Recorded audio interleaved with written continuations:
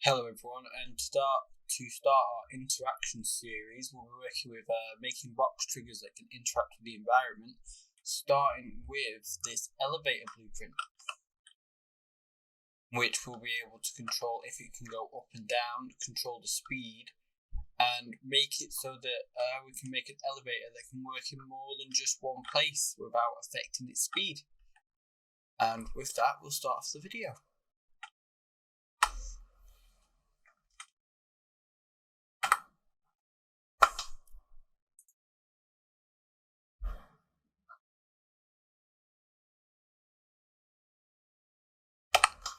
Okay, so to start off, before we get into the tutorial, anyone that's watching for the first time, you can start from this video from scratch. But before this, we did a character movement series, but in this next series that we're going to do involving interactions, we aren't going to work with any of that stuff that we did in the character movement. So in the description, there'll be a link to the project folder that you can just download from scratch. You'll get the character as he was at the end of the character movement series, and you can just get going with doing this interaction system. Although downloading the project file is not necessary for these tutorials, you can just follow along in the base third person template.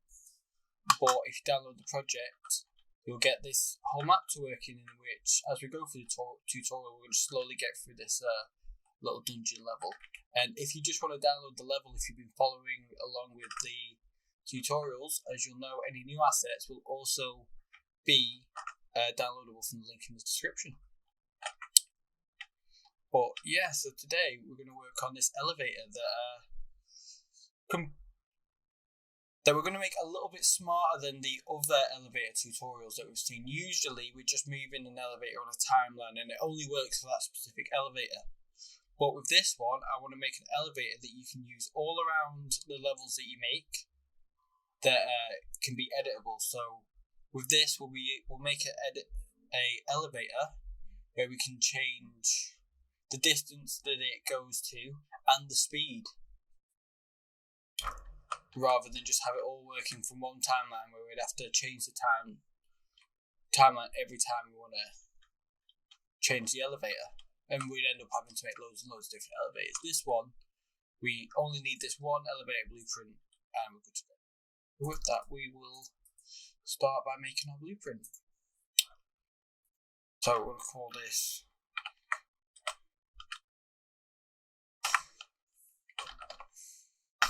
BP_elevator.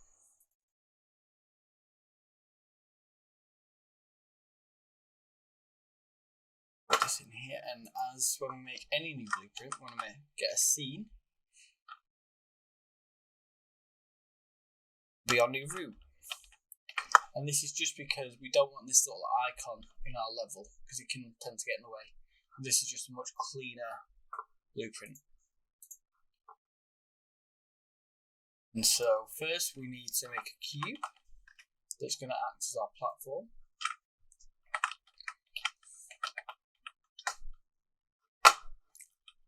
Change the scale because this will be a very small level. 3.25, and we'll get the platform material that I've made for you.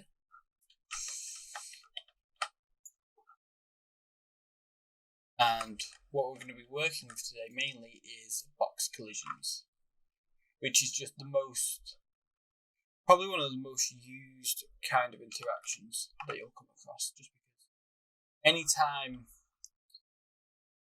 character interacts with this, we can make events happen.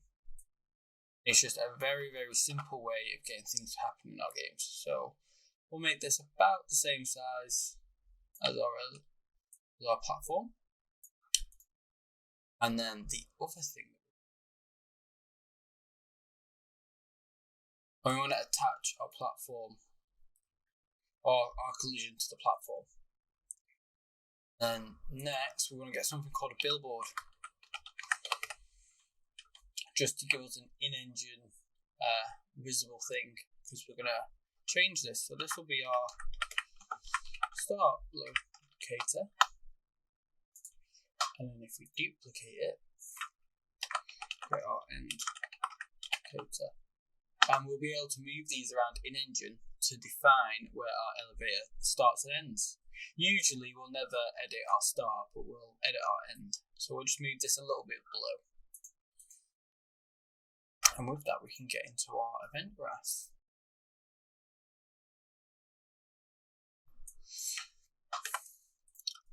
So with our box collisions, what we can do, if we select it and then we can add events that are specific to our box collision. So here, now whenever anything goes over our box collision, this event will play. And so with that, we want to make it a bit more specific to our character. Cast it to the character now. Whenever our character steps on this box collision, we can make our elevator work.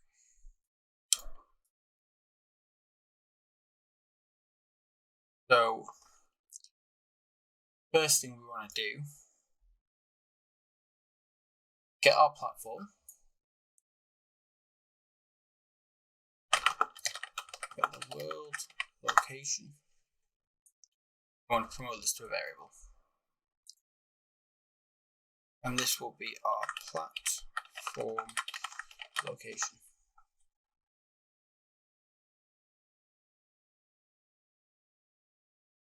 Now that we have our initial location of our platform, we can make our timeline. Call this platform move.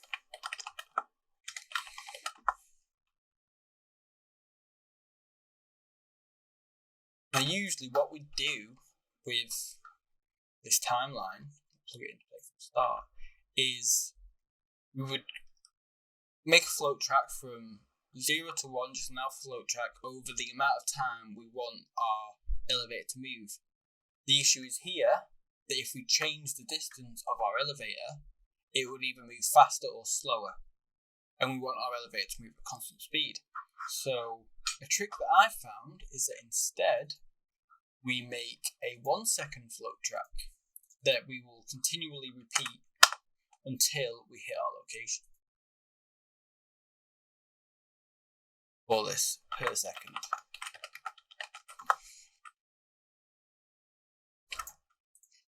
To 0, 0 and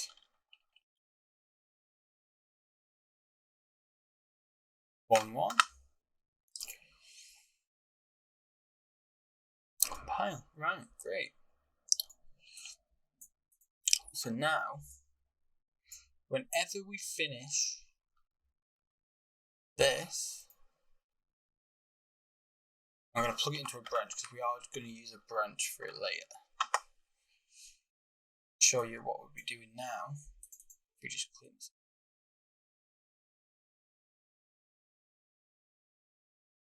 Whenever we finish, we want to go and reset our platform location and then move again, creating this endless loop, which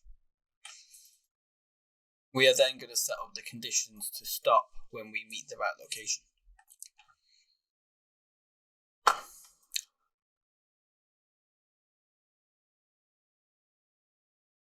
So to do that, first we need to know our target location. And we are going to make it so that it goes up and down. But first thing we want to do is we want to get our world location of our platform and compare it to a new variable called the platform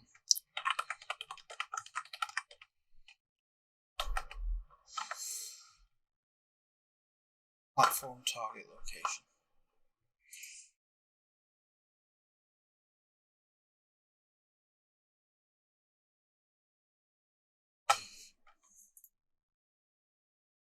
Equal, and I found that we give it a range of 10 and it'll work. Usually anything lower than this, I found that it's going too fast and it goes past the range too quickly, and then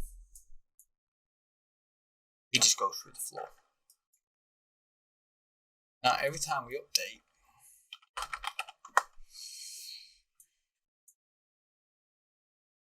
we only want to go through if we're not close enough our target location.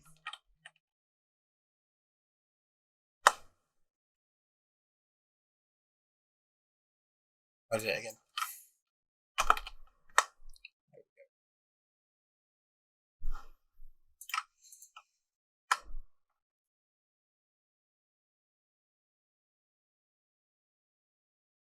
we go. Good, but first we need to set this. So on begin play,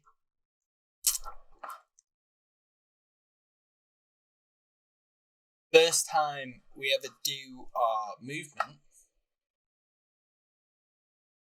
we will be going to our end locator.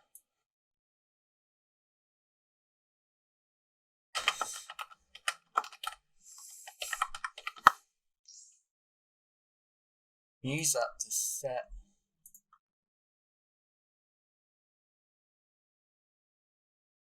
so that on our first initial transport, we'll be going to our end location.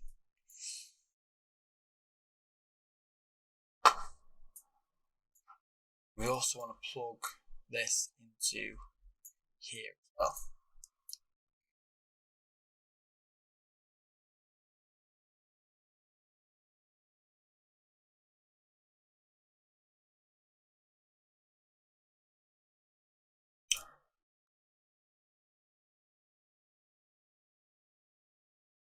So if we haven't hit our target location yet, we're going to keep setting our location. So we actually need to set our location.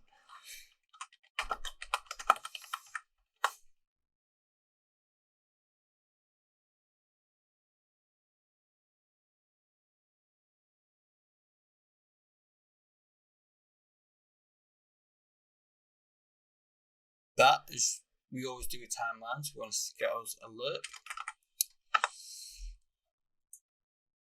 Go from our platform location at the start of our timeline, and usually it would be between the platform location and the platform target location, but we actually don't want that. We want to get a position that's closer to the target location than we are. And so with that, we want to break our vector. I want to remake it.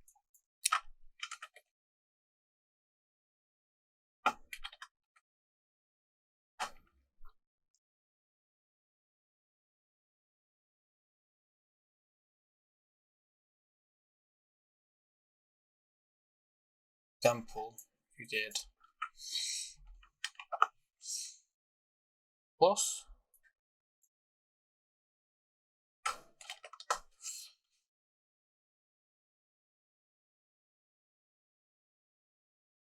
so now with this, once we go into our box trigger, the platform is going to go up in the Z every second 100 units. Obviously that only works if we're going up, and if it's below then it wouldn't work. So we need to change this. And what we're going to do is, because we also want to make the speed editable, we're going to get a multiply. I'm going to create a variable for our speed, the units per second.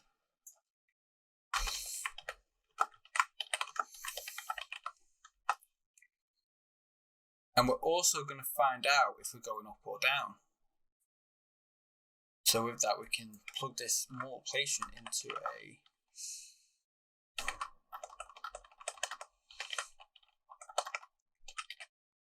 there we go, select float. And so with that, we're going to have to make a new variable. We're just going to call it going down.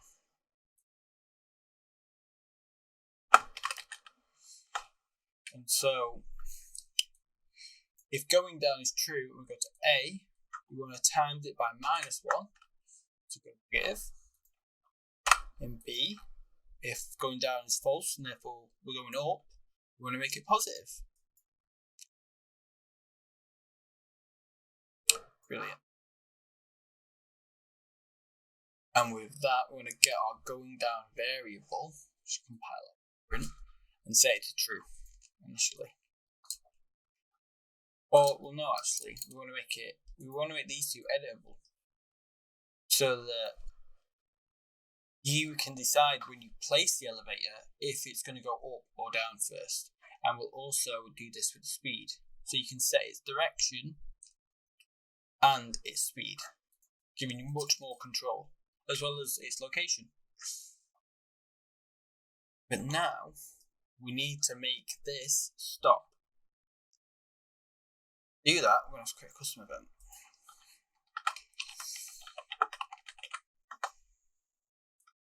Call it has reached location. Stop.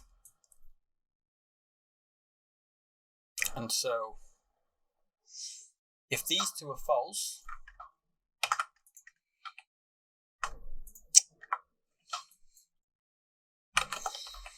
we want to call the function. And we'll do it for both, just to double up that this is happening, because sometimes these two can interact poorly, and it'll just keep on running, and we don't want that. And with that, we've got our elevator to go to its location and stop. But now we also need to switch it so that when we go back onto the elevator, it goes the opposite direction. And it's something that can happen with box trees. Sometimes it can overlap after you've already overlapped. So we're going to plug in a do once, and then we'll start setting up the reset. And so we want to get our box collision again, and as well as an on overlap, we can do it when we end our overlap.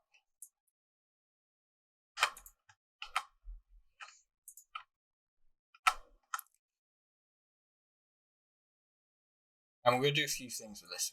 First, we're going to need a sequence.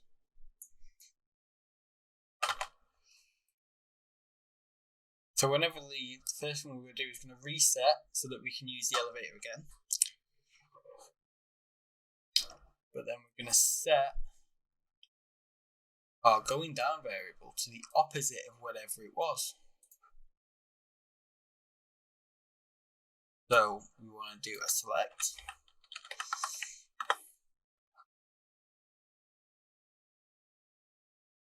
Are going down. So if going down was true, we're now going to make it false, and if it was false, we're now going to make it true, just switching it around. And then we also need to change our target location. And so we're going to get a flip-flop, and a flip-flop basically means first time it's going to go A, then it's going to go B, and it's going to flip between the two. Easy enough.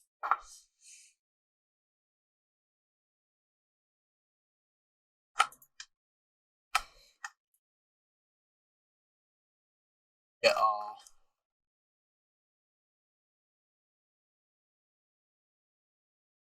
here. I need to get the world location. So initially, as we set up here, on begin play, our target location is our end. So after we go down for the first, or after we go on our elevator for the first time, we want to switch it to go back to the start. So the first time that we end our overlap, we're going to set it so the target is now back to the start. And then just set it back to normal once we another time.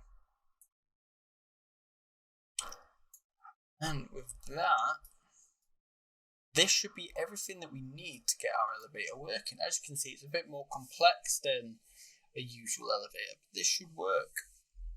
Unless I've missed anything minor. Just quickly check this is the right length. So if we now delete this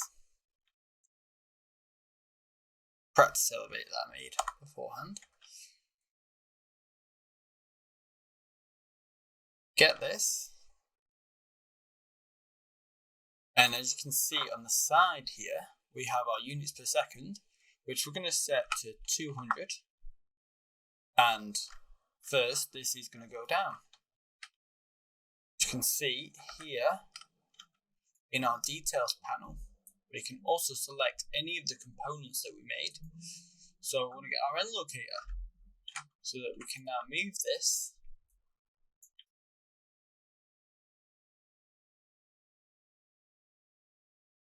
to where we want it to go. Now that we've set up this elevator,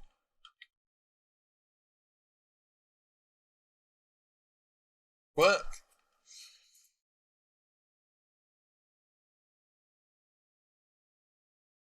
So we go down, it'll stop, go off it and go back on it, we go back up. Brilliant. And then just for the purposes of testing,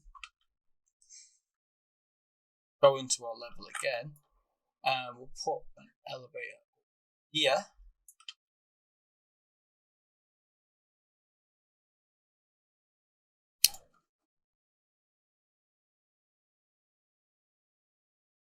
Or rather, we'll put it down here because we want to see if when it goes up, it's working correctly, just in case. So we want to get our end locator up. Now this should work fine, but it's always good to test.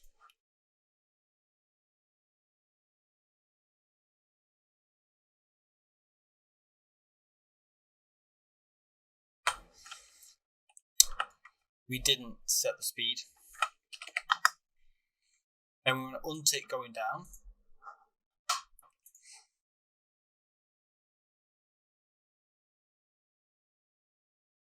Yeah, right, brilliant. And now this elevator would work fine. Yeah, right, great. So that's it for this episode. And next time we're going to work on opening this door, which is a very, very simple interaction, but it'll set up our hierarchy of interactions. And so with that, I'll see you then. Thanks for watching.